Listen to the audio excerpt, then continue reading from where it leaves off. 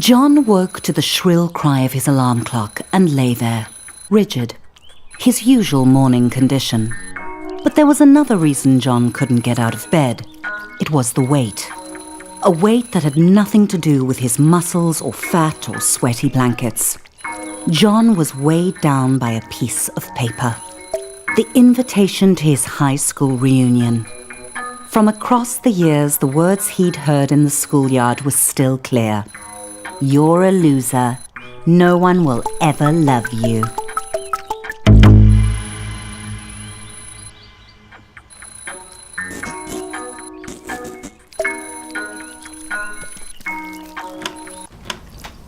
John had 3 months until the reunion to turn his life around.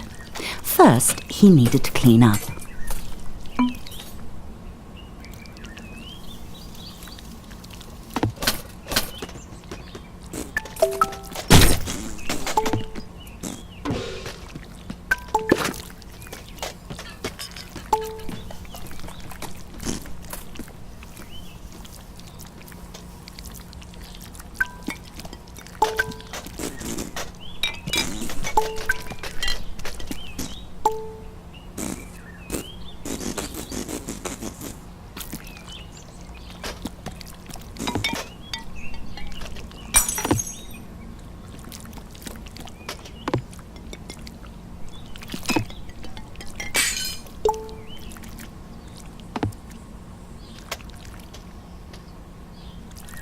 The only reason he'd ordered so much takeout was because Angel, the delivery peen, made John feel butterflies in his testicles.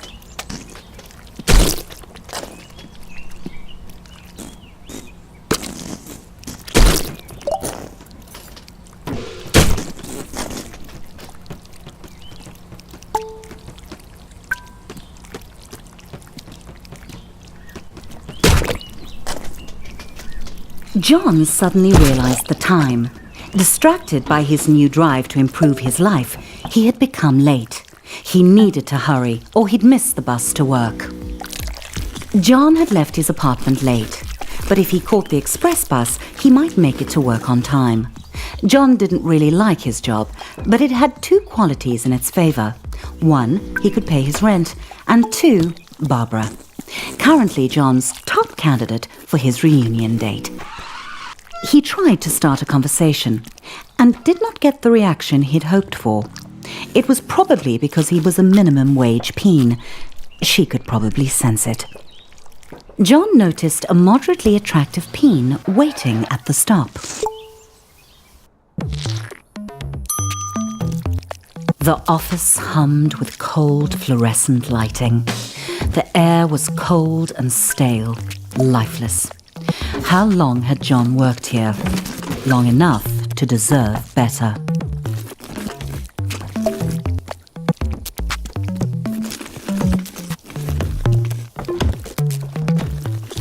John was late, but he felt daring. He could sneak into the office through the archives, or he could stroll through the front entrance with enough confidence to bluff his boss. John decided to creep in through the archives. Despite the obvious flaws, John thought it was a good plan and not a recipe for humiliation.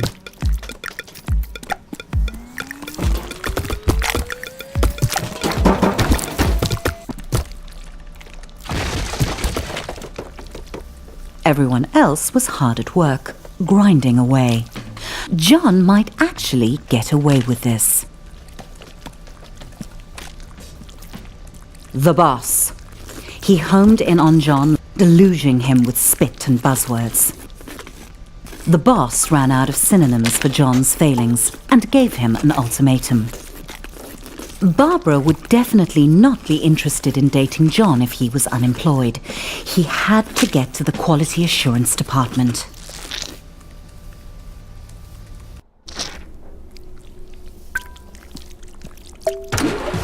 There might be a faulty dildo just waiting to cost the company millions in lawsuits. John would have to test them all.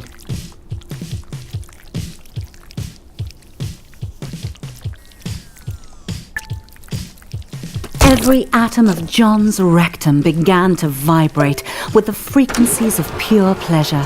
His orifice was a paradise. This vibrator would end all wars. It was good. That one was good too.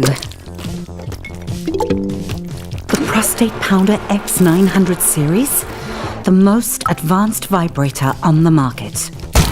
Sweet mother of no, John, that's too much pleasure for one anus to handle.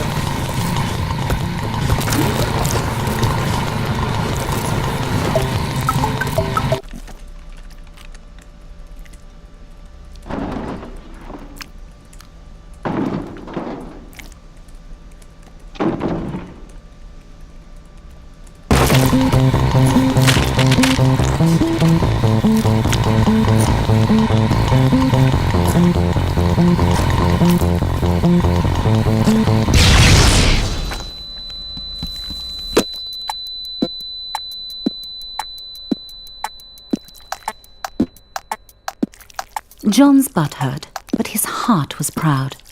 If that vibe had gotten out into the world, it could have injured a customer as badly as it had ravaged his anus.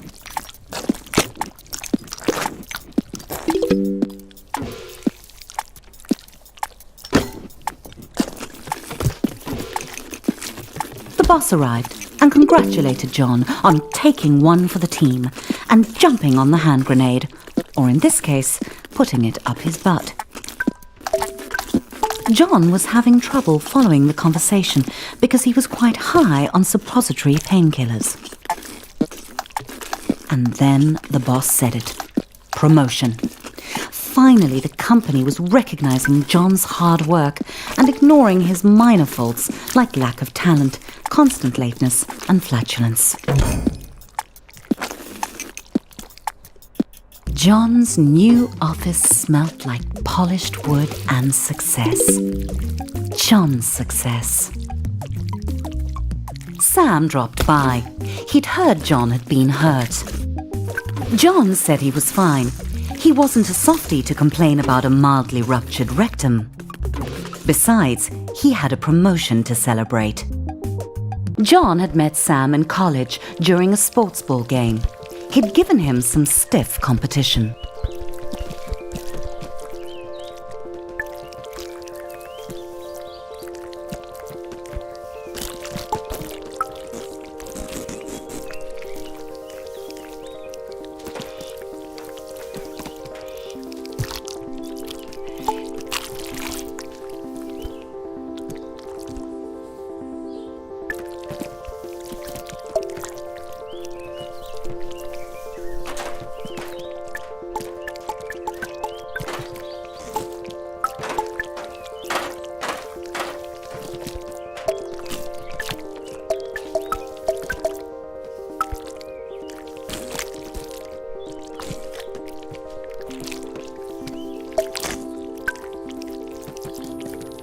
They'd started at Flesh Corp product testing together. Nothing builds a friendship like a long day of dildo mounting.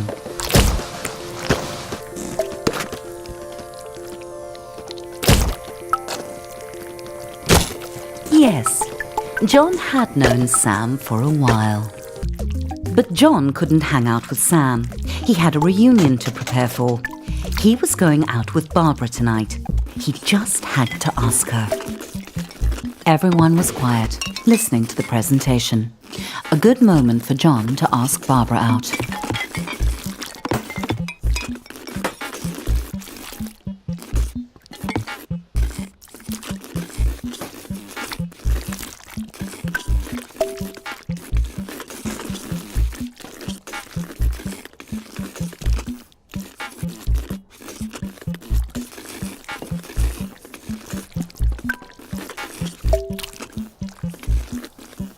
Warmer. John was working his way to Barbara.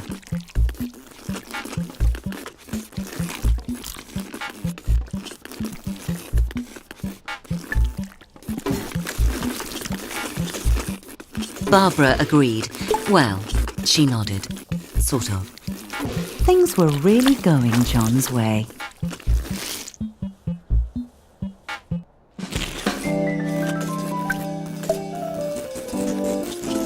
John tried to act as suave as possible and listened to Barbara talk business. He didn't want to blow his chances at long-term love and short-term sex. Barbara began to talk about monthly feedback figures, and John started to zone out, imagining him and Barbara at the reunion, a power couple. She would make his classmates sick with envy, if he could get her to tone down the boring chatter. John's balls were gripped by certainty. Barbara was the perfect date for the reunion. John thought he would impress Barbara by going behind the bar and showing the bartender a thing or two. Despite Barbara's protests that it was unnecessary, John knew that a true gentleman should follow her home. He was excited. There was still 3 months until the reunion, and he'd already landed his perfect date. All he had to do was seal the deal.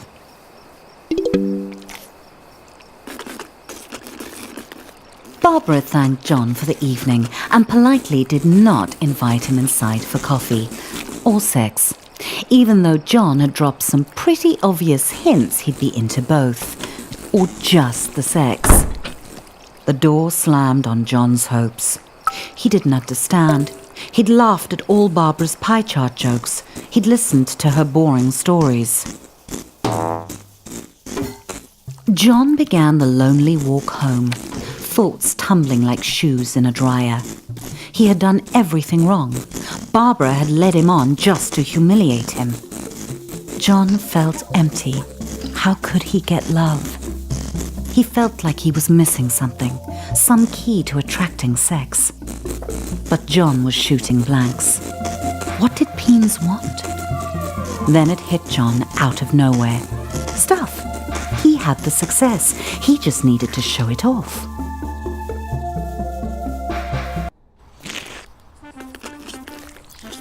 A new day, a new John. He waited outside his local buttload store for it to open, eager to spend his promotion bonus on stuff. The best way to impress women.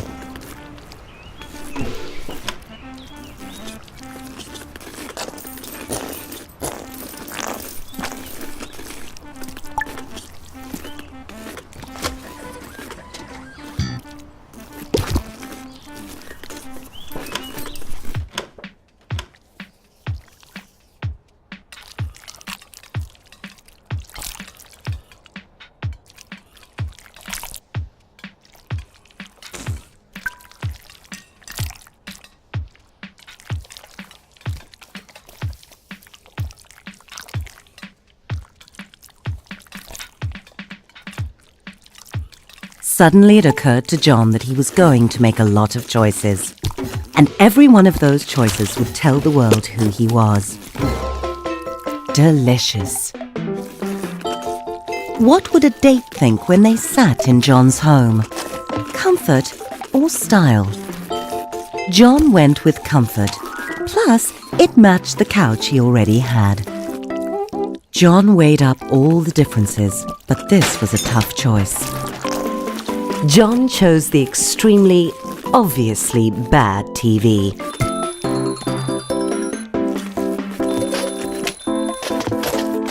John realized that it was only 2 months and 29 days until the reunion.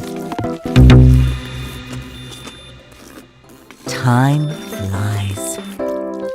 Cactus or rose? Was John a rugged hero or a romantic poet? If John grew his own flowers, then he'd save on romantic gestures in the long run.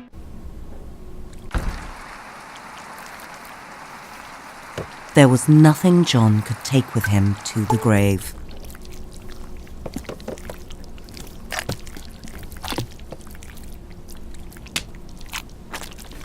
Except his coffin. John liked to get his pizza delivered. That way he could see Delilah, the delivery peen.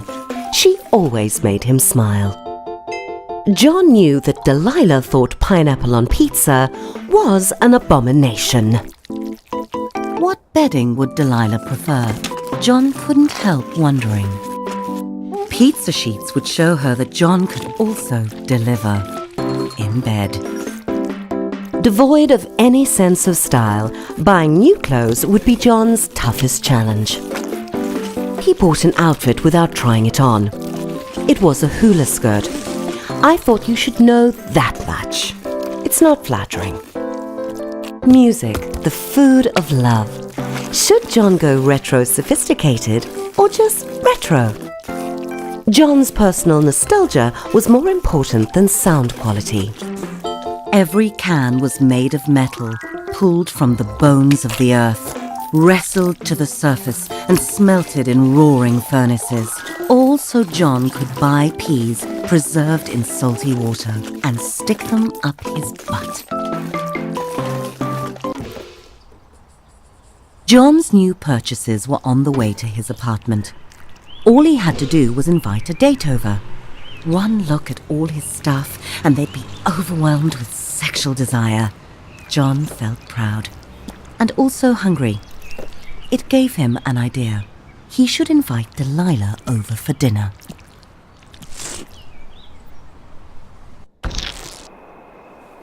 John was excited. Delilah was on her way. He just needed to set the mood to romance.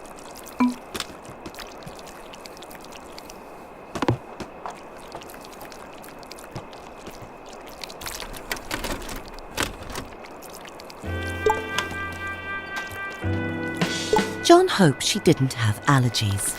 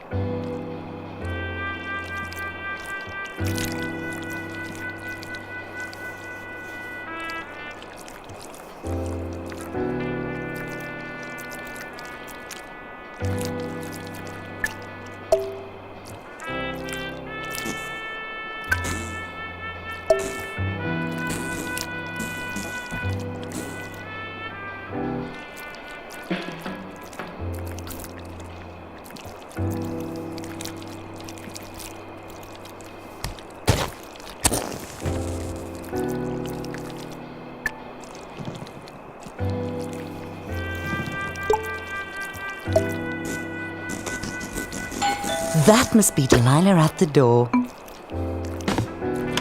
The door opened and there was Delilah. John gulped down his nerves and invited her in. John could tell that Delilah was impressed by his stuff. It was time to crank up the mood to seduction. John wanted to offer Delilah wine, but he'd already popped his cork. Delilah started looking as nervous as John felt. He assumed it was because she was shy too. They really were compatible. Of course, at the reunion, he couldn't mention Delilah was a delivery peen. That would be embarrassing. Delilah suddenly headed for the door. And just like that, John was alone again. Delilah hadn't even looked at his stuff. Not even the pizza bedspread. The rejection burned. John felt insignificant. He had everything he wanted. The job, the money, the stuff. So much stuff. Begone, boxes! He wanted to destroy all of it. Shove it into the abyss. His stuff didn't matter. He was a shaft in the machine. A lonely piston pumping away like all the others in his rigid place. Nothing special about him. Why should Delilah or Barbara or any other peen be interested in dating him? Take that, TV. Your dead technology tapes. He was just like everyone else and they could tell. Fuck off, inanimate objects. John wanted to be special, but he had to face the numb truth. He wasn't. And all the money and stuff he'd ever accumulate wouldn't change that. He thought it would make him unique, but it just made him more like everyone else. He should leave it all. Die, couch. Get out of this little town and go on an adventure. See the world. He was a boring corporate drone, but he didn't have to be. He could be a traveller, exploring jungles and climbing mountains. He could visit the wonders of the world and get his picture taken. Like Peony Island, the unspoiled paradise he'd seen on TV. That was it. John had to travel. Bags packed, John